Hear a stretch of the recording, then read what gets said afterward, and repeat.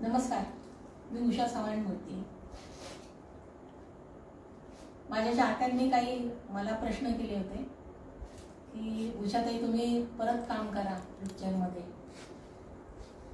मी एक 7-8 वर्षापूर्वी पिक्चर काढणार होते, पण हे मानसिक मला एवढा त्रास दिला गेला आहे लोकांकडून, म्हणजे नावं घेऊ शकत नाही मी, त्याला ऑब्जेक्शन आहे आणि माझ्या घरच्यांचं पण ऑब्जेक्शन आहे.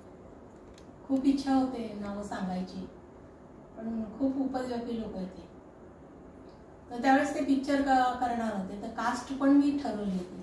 त्यामध्ये मी काम करणार होते, महेश मांजरेकर ही कास्ट, आणि त्यांच्यावर दुसरे कोण करतात ते, मी शिवाजीराजे भोसले बोलतो ते, काय त्यांचं नाव, तर ते सचिन खेडकर. तर अशी कास्ट होती. आणि मग माझे दोन्ही नातू काम करणार होते त्यामध्ये. अर्थात ते करणारच, मी पिक्चर करणार ते, पण 10-12 वर्षापूर्वी जे काही गंमत होती तो रोल करण्यामध्ये, आता कितपत आहे ते अजून काही विचार केला नाही मी. पण कास्ट अशी होती की प्रत्येकाचे वय वाढतातच ना, निसर्ग आहे शेवटी, त्याला कुणी थांबवू शकत नाही. समाजकंटक जे असतात ते त्यांची कारवाई चालूच असतात म्हणा. अजूनही भूतावळी आलेलीच आहे. मी जरा कुठे हे एक जागा होती यूट्यूबला, तिथे आले तरी ते पिछा सोडतच नाही येत. असं चालायचं आणि हे चक्र फिरतच राहणार, मला त्याच्याबद्दल काही नाहीये. पण आपल्या कलेला बाण घातला जातो त्यामुळे, आणि ते मग लांबल्या जातं. मग त्यानंतर कोविडच्यामुळे मग हे सगळे वर्ष गेले लाईफमध्ये, परत ते आता येणार नाहीत भरून म्हणा. त्याच्यावर गाणं पण मी केलंय, माझं गेलेले वर्ष. परत तुम्ही मला द्याल का सांगा, माझ्या आवडी नवडी पुरवाल का, गाणे लिहिलेले आहे ते. आवल्या वेळेमध्ये माझं लिखाण चालू असतं, तशी एक गोष्ट माझ्याकडे आहे. आता टायटल सांगणार नाही तुम्हाला, कारण ह्या सगळ्या गोष्टींना ते धरून आहे, आणि लोकांची करमणूक तर पाहिजेच त्याच्यामध्ये, ट्रॅजेडी नको.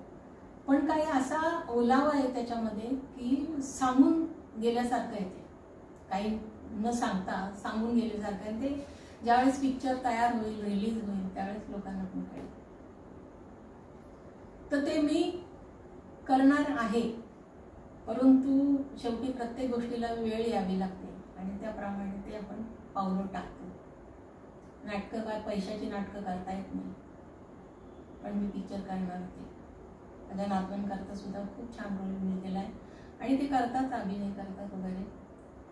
पण हे उपयोगी लोक ते पण राजकारण खेळतात आमच्या, असो, त्याच्याबद्दल पण मला काय म्हणायचं नाही. मी स्वामींवर पण विश्वास ठेवते, ते माझे स्वामींचे. मी एक शिर्डी के साईबाबा मनोज कुमारांचा केलं होतं हिंदी, त्यामध्ये सचिन पिळगावकर आणि मी. शिव भोला भंडारी साई भोला भंडारी, शिव भोला शिव भोला शिव भोला भंडारी साई भोला भंडारी, असं सचिन पिळगावकर आणि आम्ही दोघांनी डान्स केला होता विरोधल्यांचा. ते पिक्चर केल्यानंतर मला बरेचसे पिक्चर मिळाले. मी पैसे घ्यायला तयार नव्हते, म्हटलं साईबाबांचा मी पिक्चर करते, आणि म्हटलं माझी श्रद्धा आहे स्वामी समर्थ, साईबाबा, शंकर बाबा, गजानन महाराज यांच्यावर माझी श्रद्धा आहे. मला नको, काही पैसे नको ह्या पिक्चरचे म्हटलं. पण ते ऐकायला तयार नव्हते. हिंदीवाले खूप प्रेमळ सगळे, आणि त्यामध्ये आमचे शिर्डीचे सुद्धा काही माझ्या लक्षात नाही, त्यांनी एवढी छान दिली चाली, तिथले जाणकार लोक सगळेही. त्यांच्यासमोर आम्हाला काम करायचं म्हणजे थोडंसं टेन्शन यायचं, पण केलं ते पिक्चर, आणि खूप छान पिक्चर झालं ते, अजून मी विसरणार नाही. त्यामध्ये आपल्या महाराष्ट्रीयन दळवी म्हणून त्यांनी जे काम केलं साईबाबांचं, कधीच विसरणार नाही. एवढं छान काम केलं त्यांनी. आणि मनोज कुमार पण, सगळी युनिट आम्हाला एवढं छान प्रोत्साहन द्यायचे वगैरे. आणि ते काम केल्यानंतर मी पैसे घ्यायला तयार नव्हते, मग त्यांनी नारळ थोडंसं, हे नाही म्हणे, हे बाबांचा आशीर्वाद आहे म्हणून तरी घ्या तुम्ही. मग मी ते घेतले. मी घ्यायला तयार नव्हते, म्हटलं माझी श्रद्धा आहे. आणि त्यानंतर मला बरेचसे पिक्चर मिळाले, त्यांचा आशीर्वाद मिळाला मला, आणि अजूनही मला ते आठवतंय. खूप छान छान दिवस गेले. असं वाटतं की ते दिवस परत यावे. मस्त असे झोपताना ते स्वप्न म्हणून मी बघत असते की हे केलं आपण, हे केलं आपण, असे लोक आपल्याला भेटले, खूप बरं वाटतं. तेव्हा कुठं झोप लागते, नाही तर टेन्शन टेन्शन टेन्शन. आता विसरले मी टेन्शन, जाऊ दे, हत्ती गेल्या आणि शेपुटण्याला कशा करता ते पाहिजे. पण तुमच्याबरोबर बोलताना मला जे आनंद वाटतोय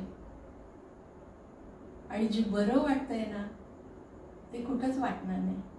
तुमचं प्रेम हे सदैव मला मिळो एवढीच मी इच्छा करते. याच्या पुढे परत आपण भेटूया. जय हिंद, जय महाराष्ट्र. नमस्कार.